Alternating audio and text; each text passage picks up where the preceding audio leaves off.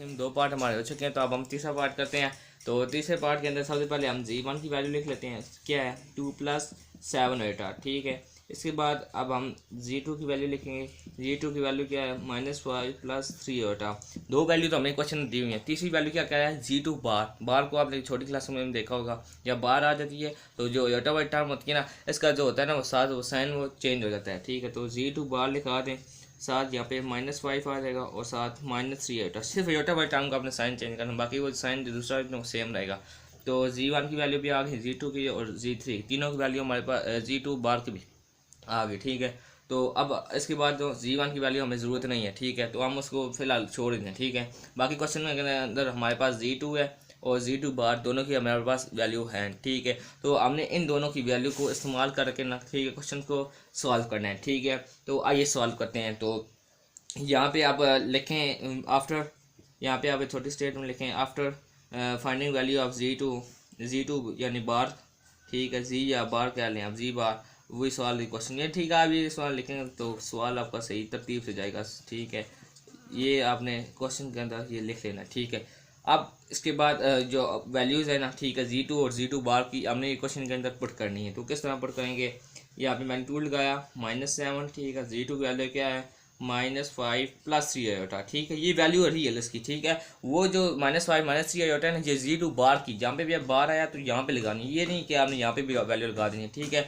अब +2 आ गया, ठीक है, तो यहाँ पे आ जाएगा -5 और -3 आयोटा, ठीक है। अब यहाँ पे साथ आप मैग्नीट्यूड लगा दें, ठीक है। तो अब यहाँ पे इसके बाद हमने इनको मल्टीप्लाई करना है, तो क्या आप करेंगे 7 5 यहाँ पे हमारे पास आ जाएगा 35, माइनस माइनस आपस में प्लस हो जाएंगे, प्लस माइनस माइनस आ जाएगा 7 3 21 आएगा, ठीक है।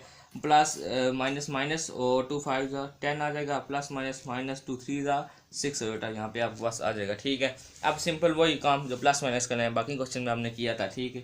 तो 35 है, ठीक है।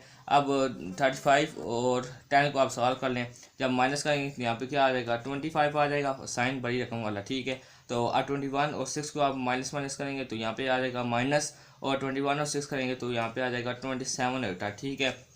दोनों टर्म्स आ चुकी हैं, एक आयोटा वाली आ गई है और एक बगैर आयोटा वाली आ गई है। तो मैग्नीट्यूड में क्या करते हैं, पहले टर्म का स्केयर और दूसरी का स्केयर, ठीक है। तो ऊपर लगा देते हैं स्केयर रूट। इसी तरह 25 का पहले आ जाएगा स्केयर हमारे पास, बीच में प्लस, और फिर आगे -27 का स्केयर, ठीक है। तो यहाँ के ऊपर आपने आयोटा साथ नहीं लिखना क्योंकि मैग्नीट्यूड में आयोटा नहीं आता, ठीक है। तो अब हम 25 का स्केयर ले लेते हैं पहले। तो मेरे पास कैलकुलेटर है तो आपको सामने लूँगा, 25 का मल्टीप्लाई कर दें 2 दफ़ा या स्केयर ले लें, तो यहाँ पे हमारे पास आ जाएगा 625 प्लस ये ऊपर स्केयर है तो माइनस और ये तो पॉजिटिव हो जाएगा। तो अब 27 का आप स्केयर ले लें, 27 मल्टीप्लाई आप 2 दफ़ा कर दें या स्केयर ले लें तो +729, ठीक है। अब आप 729 के अंदर 625 को अगर आप प्लस कर दें तो यहाँ पे आपके पास आ जाएगा 1354। अगर यहाँ पे आप स्केल लूट लें इसका तो ये क्योंकि आंसर पॉइंट में आते हैं तो बुक में भी आंसर यहाँ तक है, तो आप यहाँ तक आंसर आने दें। तो ये हमारा आज का ये क्वेश्चन तीसरा पार्ट का इसका सॉल्व हो गया। तो पहले क्या करें, आपने जी2 बार की वैल्यू लेनी है, ठीक है, जी2 की दी हुई है, फिर आपने उसके अंदर क्वेश्चन के अंदर पुट करना है, फिर मल्टीप्लाई करना है और सिंपल प्लस माइनस करना है, ठीक है। फिर आखिर पे मैग्नीट्यूड का आपने ले लेना, मैग्नीट्यूड में पहले का स्केयर फिर दूसरी का स्केयर, ठीक है। उसी तरह आपने फिर हम दोनों को प्लस कर देना, तो 1354 जो आपका आंसर है तो आपने यहाँ तक नहीं दें, ठीक है। अगर आप स्केयर लेंगे तो ये पॉइंट में आंसर आएगा तो वो ठीक नहीं है, या उस तरह लिखना है तो आप लिख लें, लेकिन ये यहाँ तक ज़्यादा बेहतर है। तो